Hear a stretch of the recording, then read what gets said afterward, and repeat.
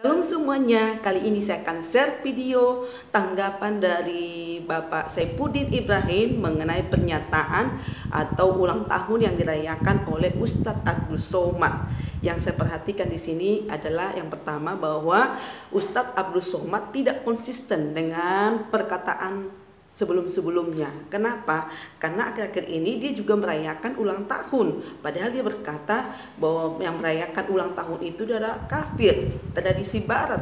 Bapak ibu yang anaknya minta dirayakan ulang tahun, tolong dianjurkan jangan lagi merayakan ulang tahun. Kalau masih merayakan harap bertobat. Nah, ini kan pernyataannya tidak sesuai dengan perbuatannya, padahal dia juga melakukan atau merayakan ulang tahun bersama istri tercintanya.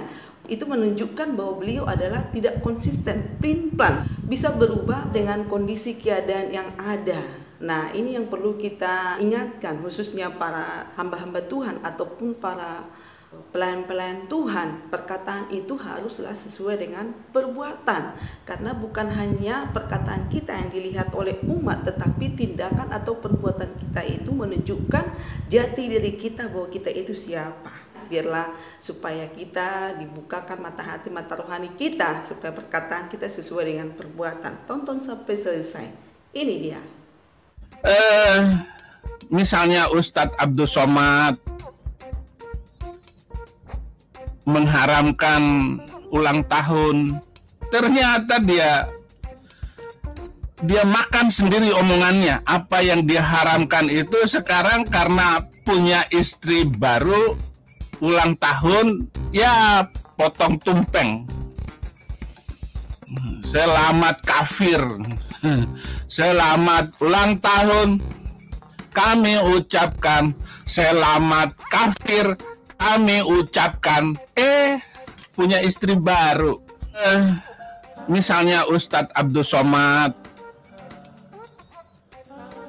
mengharamkan ulang tahun, ternyata dia makan sendiri omongannya. Apa yang dia haramkan itu sekarang karena punya istri baru, ulang tahun, ya potong tumpeng.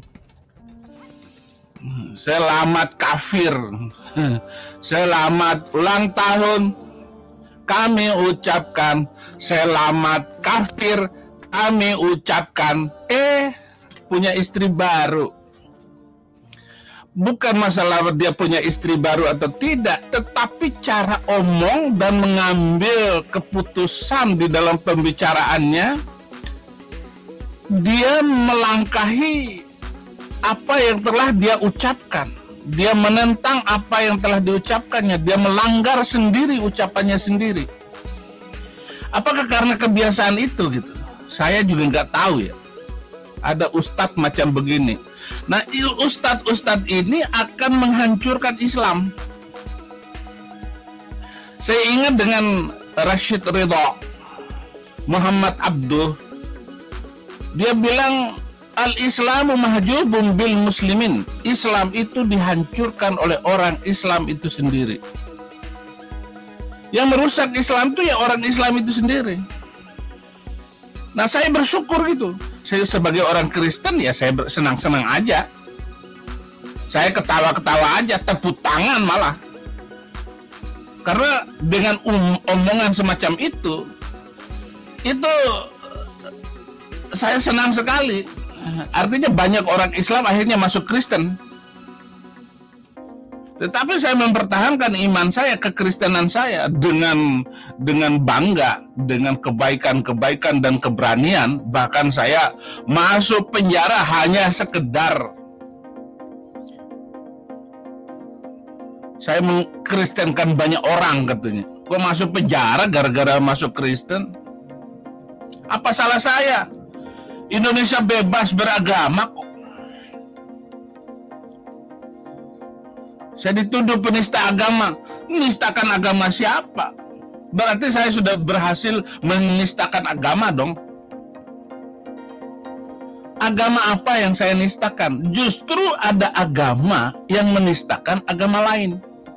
Yaitu dengan memerintahkan orang yang beragama lain, yang tidak mau beragama dengan agama saya, itu boleh dibunuh.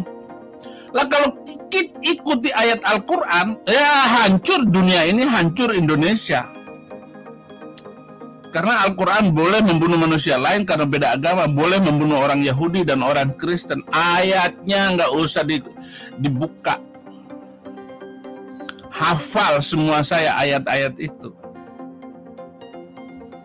Kembali lagi bahwa Muhammad Abduh, seorang pembaharu dari Mesir,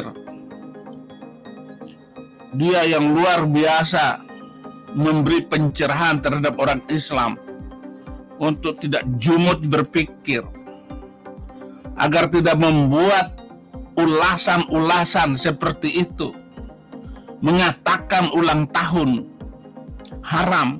Itu kebegoan murni dari seorang ustadz. Masa begitu saja nggak boleh, sementara banyak orang Islam yang merayakan ulang tahun, tetapi diharamkan oleh Ustadz Abdul Tomat. Pagi tobat, sore kumat.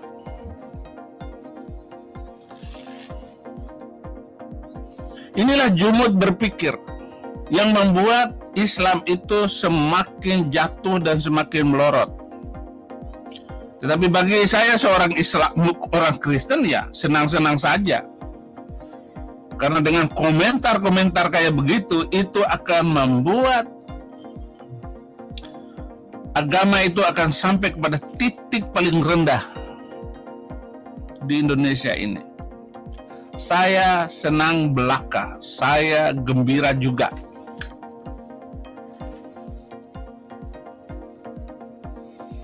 Inilah hadis yang sudah beberapa menit ini, sudah 19 menit saya sampaikan untuk bahan renungan, baik yang beragama mana saja, ya, agamamu apa saja nggak peduli, pokoknya